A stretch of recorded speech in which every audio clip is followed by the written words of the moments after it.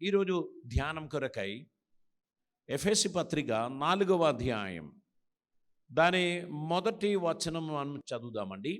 అపోస్తలుడైన పౌలు ఎఫెసోసులో ఉన్న సంఘానికి రాసినటువంటి పత్రిక 4వ అధ్యాయం మొదటి వచనం మనం చదువుదాం.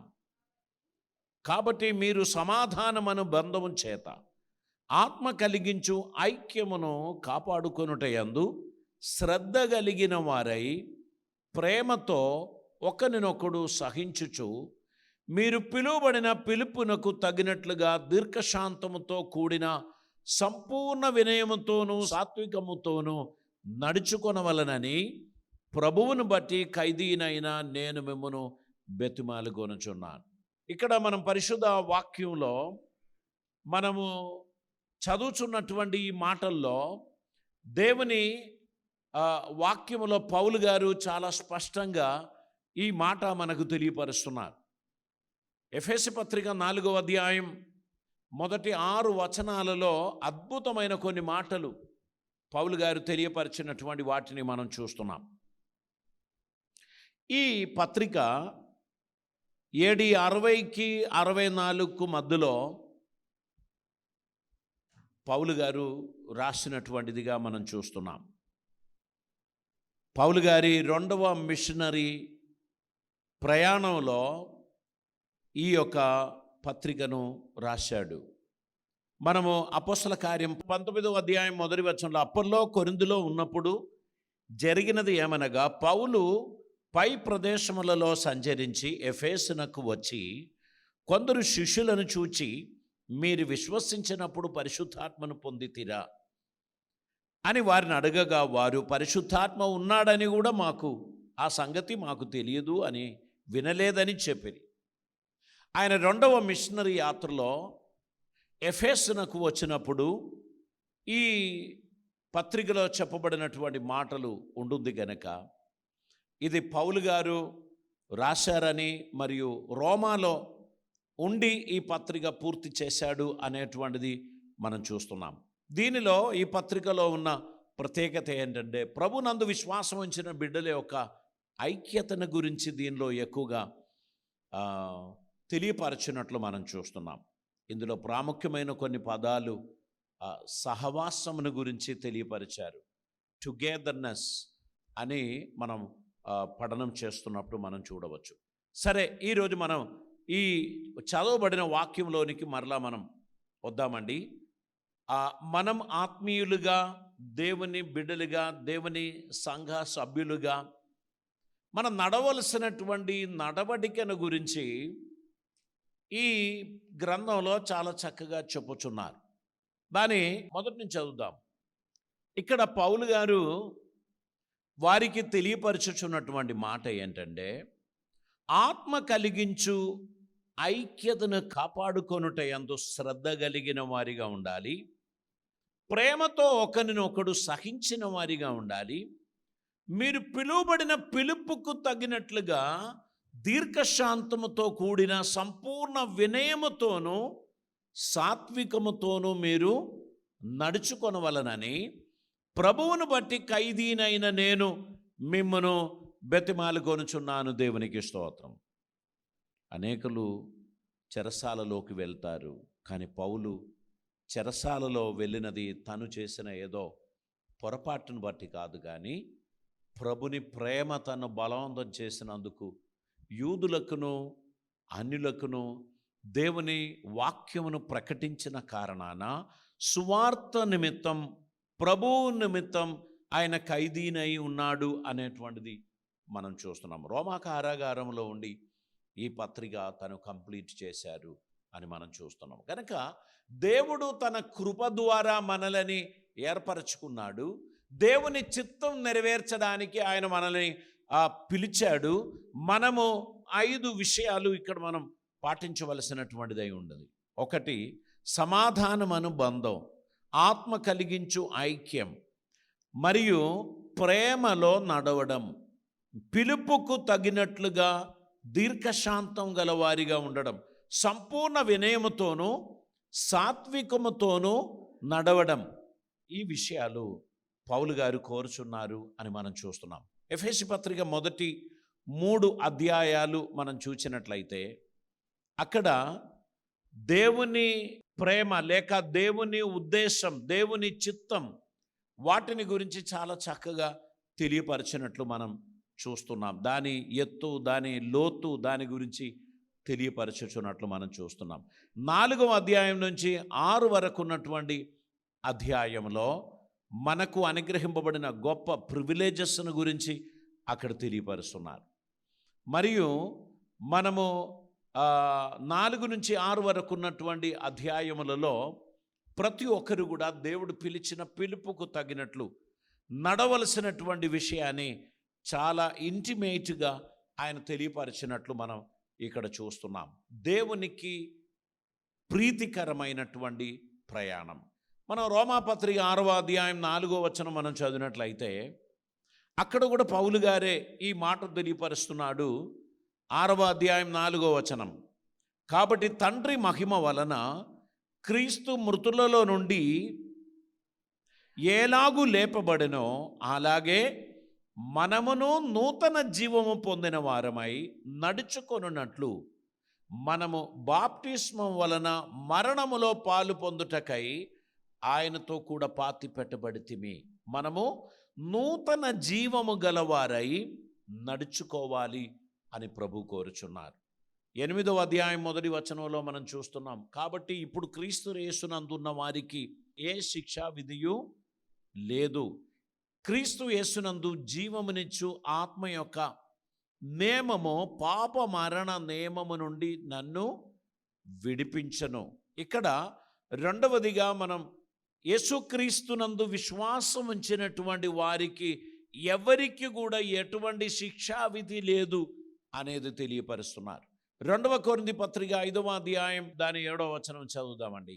మనం ఈ దేహములో ఉన్నంత కాలం ప్రభువుకు దూరముగా ఉన్నాము అని ఎరిగిన వారిగా మనం ఆయన సన్నిధిలో ధైర్యం గల వారిగా ఉండాలి. దాని 6వ వచనం చదివినట్లయితే వెలిచూపు వలన కాక విశ్వాసము వలనే నడుచుకొనుచున్నాము. మనం విశ్వాసమును బట్టి నడవాలి, నూతన జీవములో నడవాలి అని తెలియపరుస్తున్నారు. గలతీ పత్రిక 5వ అధ్యాయం దాని 16వ వచనం మనం చూచినట్లయితే గలతీ పత్రిక 5వ అధ్యాయం దాని 16వ వచనం, ఆత్మానుసారంగా నడుచుకోవాలి, అప్పుడు మీరు శరీరేచ్ఛలను నెరవేర్చరు. ఈ లోకంలో నడవండి నడవండి అని చెప్పేది నిజంగా నడిచేదాని గురించి కాదు, మనం పాటించవలసిన దాని గురించి చెప్తున్నారు. మీరు విశ్వాసం గలవారై నడవండి అంటే విశ్వాసం గలవారై ఉండండి. మీరు ఆత్మానుసారంగా నడవండి అంటే దేవుని చిత్తం నెరవేర్చువారిగా ఉండండి. మీరు విశ్వాసం గలవారు, నూతన జీవము పొందినవారు, యేసుక్రీస్తునందు ఆత్మానుసారంగా నడుచుచున్నవారు అని దేవుడు మన గురించి ఎక్స్పెక్ట్ చేస్తున్నారు. దేవుని ఎక్స్పెక్టేషన్ ఫుల్ఫిల్ చేయడానికి మనం అందరము పిలువబడిన వారమై ఉన్నాం. ఎఫెసీ పత్రిక 5వ అధ్యాయం 2వ వచనం మనం చదివినట్లయితే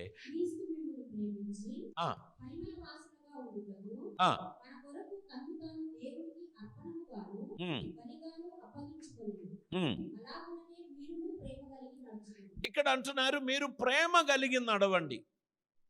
మనము యేసుక్రీస్తు మనల్ని ప్రేమించిన ప్రకారం ఆయన మనల్ని పిలిచిన పిలుపుకు తగినట్లు మనము ప్రేమ గలవారిగా నడవాలి. క్రీస్తు మిమ్మల్ని ప్రేమించి పరిమళ వాసనగా ఉండుటకు మన కొరకు తన్ను తాను దేవునికి అర్పణముగాను బలిగాను అర్పించుకొనెను.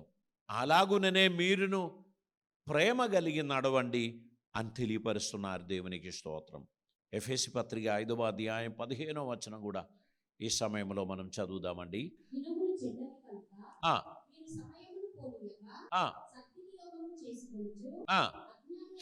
అజ్ఞానుల వలె గాక జ్ఞానుల వలె నడుచుకొనున్నట్లు జాగ్రత్తగా చూచుకొనుము. దేవునికి స్తోత్రం. మనం అజ్ఞానులుగా నడవడం అంటే అపవాది వలలో చిక్కిపోవడం అని అర్థం. మన జ్ఞానం కలిగి నడవడం అంటే దైవ చిత్తానుసారంగా అపవాది శోధనలను జయించి నడవడానికి మనకు దేవుడు కృపనిస్తారు. ఎప్పుడైనా వర్షకాలంలో మనం బయటికి వెళ్తే మనం చాలా జాగ్రత్తగా నడుస్తాం. ఎందుకని మన బట్టలకు బురద అండకుండా ఉండడానికి మనం జాగ్రత్త కలిగిన వారిగా నడుస్తాం. ఎప్పుడైనా మనం స్నోఫాల్ ఉన్నటువంటి స్థలంలో వెళ్తే జారి పడకుండా ఉండడానికి మనం జాగ్రత్త తీసుకుందాం. ఆత్మీయ జీవితంలో ప్రతిదినం మనం శోధింపబడుచున్నాం. ప్రతిదినం మనము అపవాది చేత శోధింపబడుచున్నాం. గనుక జ్ఞానము గల వారిగా మనం నడుచుకుంటూ దేవుని చిత్తం నెరవేర్చు వారిగా మనం ఉండడానికి మనం ప్రయత్నం చేయాలి. ఇక్కడ ఒక కాషన్ మనకిస్తున్నాడు, జాగ్రత్త పడండి. ఒక్క అజాగ్రత్త లైఫ్ లాంగ్ ఒక సమస్య మీ వెంటాడుతుంది. జస్ట్ ఒక ఇన్సిడెంట్, ఒక చిన్న ఇన్సిడెంట్ మీ లైఫ్ను వేరొక దిశలోకి మార్చేస్తుంది. మీరు స్ట్రైట్గా పోవాల్సినటువంటి జీవితాన్ని వంగర మార్గంలోనికి సాతానుగాడు నడిపించడానికి ప్రయత్నం చేస్తాడు. మన అజాగ్రత్తను బట్టి జరుగుతున్న ఒక్క ఇన్సిడెంట్ని బట్టి మనకేం జరుగుతుంది? లైఫ్ లాంగ్ ఆంప్యుటేషన్, హ్యాండిక్యాప్డ్ అనేటువంటి ఒక సిచ్యువేషన్ మన జీవితంలోనికి వస్తుంది. కనుక we have to be very careful. ప్రతిదినం దేవుని తలంచుకుంటూ ప్రార్థన చేసుకుంటూ మన ప్రయాణమును కొనసాగించాలి. దేవుని కార్యం మన జీవితంలో చక్కగా జరగడానికి తగినట్లు మనలని మనం సమర్పించాల్సినటువంటి అవసరత ఉంది. మొదటి యోహాను పత్రిక 1వ అధ్యాయం దాని 7వ వచనాన్ని మనం చదువుతున్నటువంటి సమయంలో అక్కడ మనం ఇలా చూస్తున్నాం. ఆయన వెలుగులోనున్న ప్రకారం మనమును వెలుగులో నడిచిన ఎడల మనము అన్యోన్య సహవాసం గలవారం. అంటే చీకటిలో నుండి వెలుగులోకి మూవ్ అవ్వడానికి ఉన్నటువంటి ఒక సమర్పణ మన జీవితంలో అవసరత ఉంది. దేవునికి స్తోత్రం. పౌలు గారు చాలా సవిస్తరమైన భాషలో ఈ మాటలు తెలియపరిచారు. దేవునికి స్తోత్రం. దాని ఎఫెసీ పత్రిక 4వ అధ్యాయం దాని 2-3 వచనాలలోకి మరొకసారి మనం వద్దామండి. కాబట్టి మీరు సమాధానం అను బంధం చేత ఆత్మ కలిగించు ఐక్యమును కాపాడుకొనుచు శ్రద్ధ కలిగిన వారై ప్రేమతో ఒకరినొకడు సహించుచు మీరు పిలువబడిన పిలుపుకు తగినట్లుగా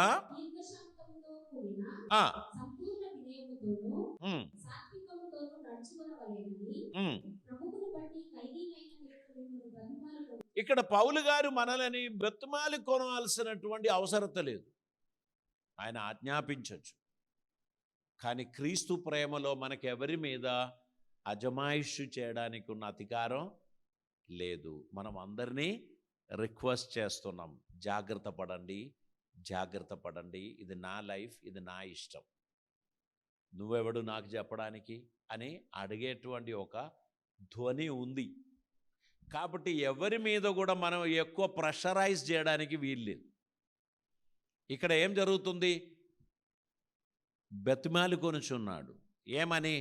మీరందరూ కూడా సమాధానం అనుబంధం చేత ఆత్మ అనుగ్రహించు ఐక్యతను కాపాడుకొనుచు వినయముతోనూ సాత్వికముతోనూ ఒకరినొకడు సహించండి అంటున్నారు. ఇది దేని గురించి చెప్తున్నారు? నేను ఒకరిని సహించడం ఎందుకు? ఒక సంఘముగా మనలని పరిశుద్ధాత్ముడు చూపిస్తున్నాడు. ఒక సంఘము వర్ధిల్లాలంటే ప్రతి ఒక్క విశ్వాసి ఇంకొకరిని పట్టించుకోవాలి. ప్రతి ఒక్క విశ్వాసి ఇంకొకరికి ప్రిఫరెన్స్ ఇవ్వాలి. మనం బస్సులోకి మనం ఎంటర్ అయ్యే సమయం, ట్రైన్లోకి మనం ఎంటర్ అయ్యే సమయం, మీరు పోండి పోండి అని చెప్పి ఎవరినైనా పంపిద్దామా? మనమే ఫస్ట్ నెట్టుకుంటూ లోపలికి పోయి మనకు 2 సీట్లు కావాలి కానీ 3 సీట్లు బ్లాక్ చేస్తాం. ఎందుకని? 2 సీటు నాకు దొరికింది, ఇంకో సీటు నా ఫ్రెండ్ ఎవరో వస్తే ఇస్తాం, లేకపోతే పోని అని చెప్పి మనం బ్లాక్ చేస్తూ ఉంటాం. అది మన స్వార్థం కదా. ఇక్కడ ఆత్మీయ సంఘములో లేక మన కుటుంబములో మనం అలా స్వార్థపరులుగా ఉండకూడదు అని దేవుడు కోరుచున్నాడు. మంచి ముక్కలు నేను తినాలి, మిగిలిన వారికి మిగిలితే ఇస్తాం, అదొక తత్వం. లేదు, ఇంట్లో ఉన్నవారికి ఆతిథ్యం ఇవ్వడం, లేక వారికి మర్యాద ఇవ్వడం, అది నా ధర్మం అని అనుకున్నవారు తన స్వార్థం ఆలోచించరు.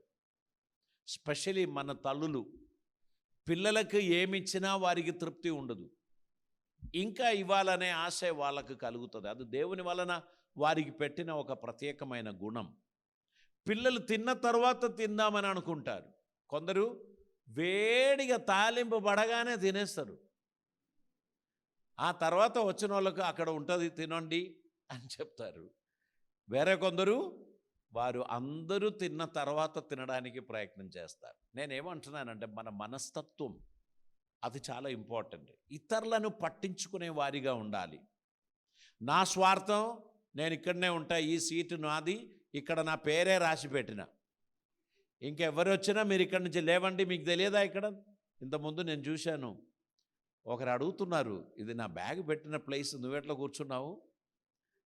ఆయన ఇలా చూపిస్తున్నాడు, నేను ఎలా కూర్చోవాలి? ఆయన నన్ను చూస్తున్నాడు, రెండో వ్యక్తి, నేను నవ్వుతున్నాను. మొత్తానికి అడ్జస్ట్ చేసుకున్నాడు. పిల్లలకు కూడా ఈ కాలంలో వారిదంటూ కొంత స్వార్థం ఉంది, ఇది నా స్థలం, ఇక్కడ నేనే కూర్చోవాలి. మనం ఆ విధంగా ఎప్పుడూ ఉండకూడదు. మనం అందరము ఇది దేవుని సంఘము అని గుర్తించినప్పుడు మనకంటే ఎక్కువ ఇంపార్టెన్స్ మన ఫ్రెండ్స్కి మనం ఇవ్వాలి. స్పెషలీ ఎవరైనా అతిథులుగా వచ్చారనుకోండి, కొత్తగా వచ్చారనుకోండి, వారిని కంఫర్టబుల్గా కూర్చోపెట్టడానికి మనం ప్రయత్నం చేయాలి. మనం నిలవాల్సి వచ్చినా పర్వాలేదు, కింద కూర్చోవలసి వచ్చినా పర్లేదు, అతిథులుగా వచ్చిన వారందరూ కూర్చోవాలి. మనం ఒకరినొకరు సహించాలి. ఒకరినొకరు అందరూ ఆరగెండుగా ఉన్నట్లయితే అక్కడ జగడాలు జరుగుతుంది. అందుకే పోనీలే పర్వాలేదులే, ఈ రెండు పదాలు అనుదిన జీవితంలో మనం పాటించు వారిగా ఉండాలి. ఒకరిని గౌరవించడానికి మనకు మనసు ఉంటే మార్గం ఉంది, మనసు లేకపోతే మార్గం అసలే ఉండదు. ఫస్ట్ ఆఫ్ ఆల్ పౌలు గారు చెప్తున్నారు, మీరు సమాధానం అనుబంధం చేత ఆత్మ కలిగించు ఐక్యమును కాపాడుకోండి. మీరు ఒకరినొకరు సహించండి, వినయము కలిగిన వారిగా, సాత్వికులుగా మీరు ఉండండి అని చెప్తున్నారు. సో మన స్వార్థం మనం ఎప్పుడు చూడం. దేవుని కార్యం జరుగుతున్న స్థలంలో భూమి మీద ఉన్న పరిశుద్ధులందరూ వారు నాకు మిక్కిలి అల్పులు, అవునా? మిక్కిలి ఘనులు, దేవునికి స్తోత్రం. వారు మిక్కిలి ఘనులు గనక నేను వారికే ప్రిఫరెన్స్ ఇస్తాను, నేను వారికే గౌరవం ఇస్తాను. నా సంగతి తర్వాత మన సహోదరులు కొంతమంది అందరికీ వడ్డిస్తూ ఉంటారు. భోజనం ఇచ్చే సమయంలో వారు లాస్ట్గా భోజనం చేస్తారు. తెలుగు కళలు అయితే ఏం చేస్తారు, మంచి ముక్కలు తీసి అవతలకు పెట్టేస్తారు, అందరికీ వడ్డిస్తారు. తర్వాత వాళ్ళకు తినడానికి ఉంటుంది, తీసుకుపోవడానికి కూడా ఉంటుంది. అప్పుడు ఇవితల సప్లై చేసిన సమయంలో అందరికీ సమానంగా ఇవ్వడానికి ఉండదు. ఎందుకంటే మన స్వార్థం చేత మనం ఏం చేశాం, మనం పక్కకు పెట్టాం. ఆ పని దేవుని మందిరంలో, దేవుని సంఘంలో మనం చేయకూడదు. మనం మన కుటుంబంలో కూడా ఇతరులకు ప్రిఫరెన్స్ ఇచ్చువారిగా ఉన్నట్లయితే ఆ ఇంట్లో ఏమాత్రం కన్ఫ్యూషన్స్ ఉండదు.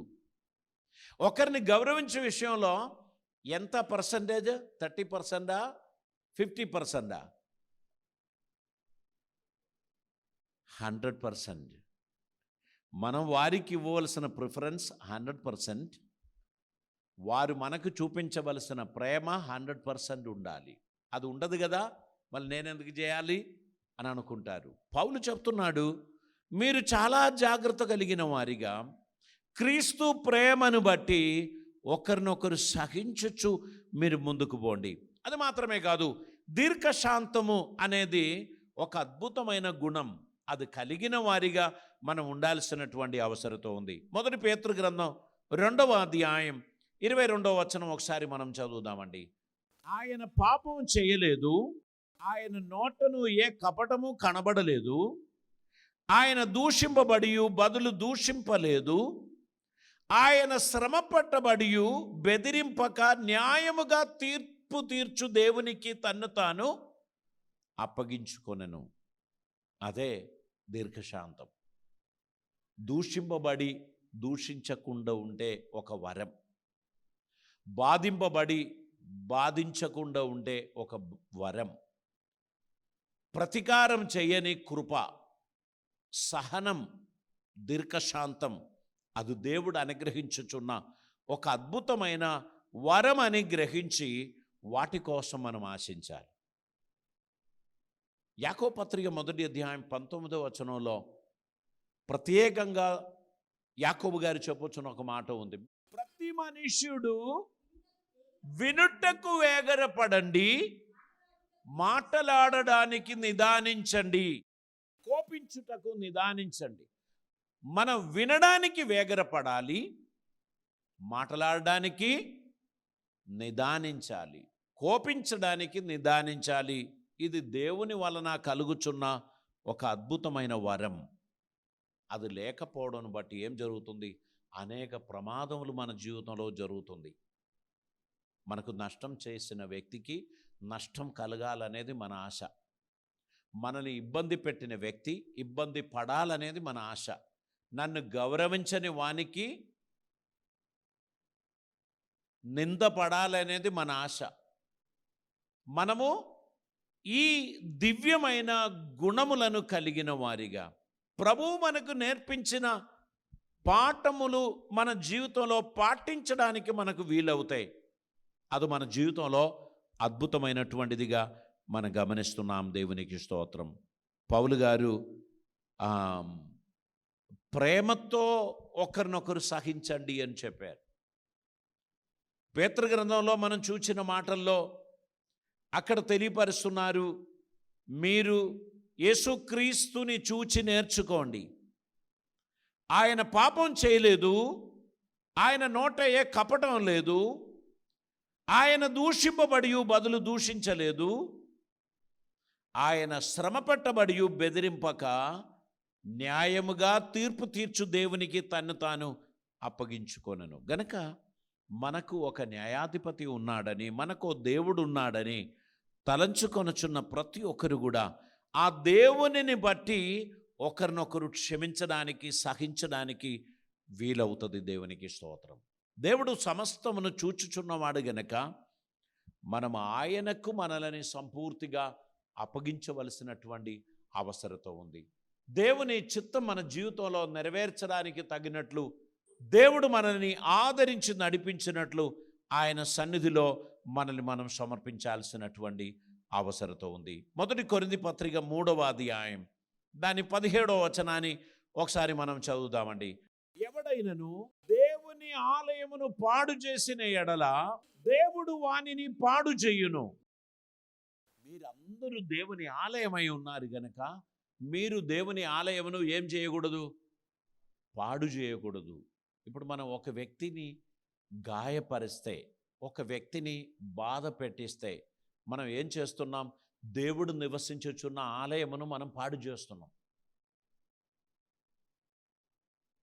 ఆలయమును పాడు చేస్తే నేను ఊరుకుంటానా?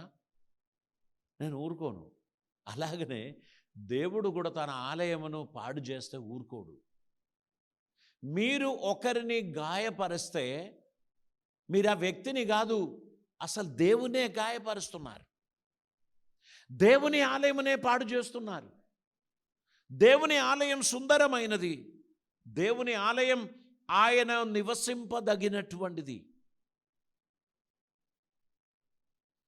ఆయన అందులో నివసించుచున్నాడు గనక దాన్ని పవిత్రంగా కాపాడాలి. కళ్ళు వంచుదాం. ఈ దినమందు మనం ప్రార్థన చేద్దాం. పరిశుద్ధాత్ముడు దేవుడు మనతో మాట్లాడిన ఈ మాటల ఎదుట మన జీవితాన్ని సంపూర్తిగా సమర్పిస్తాం. ప్రభువా, నీ చిత్తం మాత్రం మా జీవితంలో నెరవేరును గాక. మీ ఆలోచన మా జీవితంలో నెరవేరును గాక. నీకు ఇష్టలుగా ఉండడానికి మమ్మల్ని మేము సమర్పిస్తున్నాం. ప్రభువా, మా జీవితం నీకు అంకితం చేస్తున్నాం.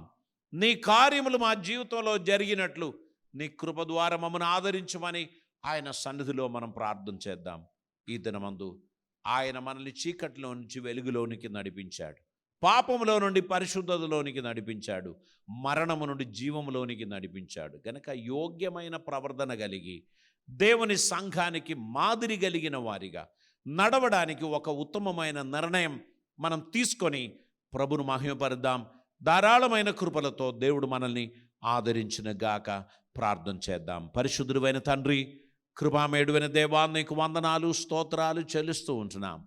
ఈ దినమందు మాతో మాట్లాడిన నీ మాటలు బట్టి వందనాలు.